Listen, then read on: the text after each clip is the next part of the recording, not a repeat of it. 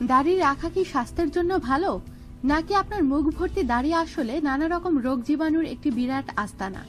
এ নিয়ে নতুন বিতর্ক শুরু হয়েছে বিজ্ঞানী আর গবেষকদের মধ্যে।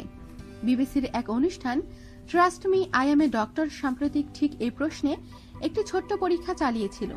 তার ভিত্তিতে বিজ্ঞানীরা বলছেন, ক্লিন শেভড পুরুষদের চেয়ে দাড়িওয়ালাদের মুখে রোগ জীবাণু বেশি, এমন কোনো প্রমাণ তারা পাননি। যারা দাড়ি রাখেন তারা এর মধ্যে নানা রোগ জীবাণু বহন করে চলছেন, এমন ভয় অনেকের মধ্যেই কাজ করে। যুক্তরাষ্ট্রের একটি হাসপাতাল সম্প্রতি এ নিয়ে গবেষণা চালায়।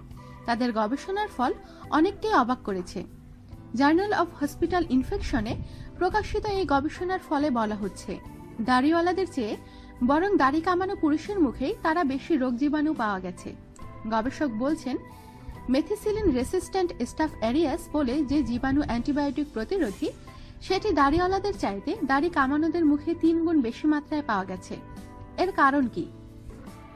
গবেষকরা বলছেন, দাড়ি কামাতে গিয়ে মুখের চামড়ায় যে হালকা ঘষা লাগে তা নাকি ব্যাকটেরিয়ার বাসা বাঁধার জন্য আদর্শ পরিবেশ তৈরি করে। অন্যদিকে দাড়ি নাকি সংক্রমণ ঠেকাতে সাহায্য করে।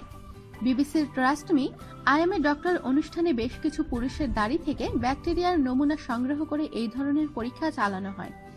ইউনিভার্সিটি কলেজ লন্ডনের গবেষক ডক্টর অ্যাডাম রবার্ট এই গবেষণার ফল দেখে বলেছেন, দাড়িতে এমন কিছু মাইক্রোক্রোব আছে যা ব্যাকটেরিয়া ধ্বংসে সাহায্য করে। আমাদের সাথেই থাকুন আর সাবস্ক্রাইব করুন।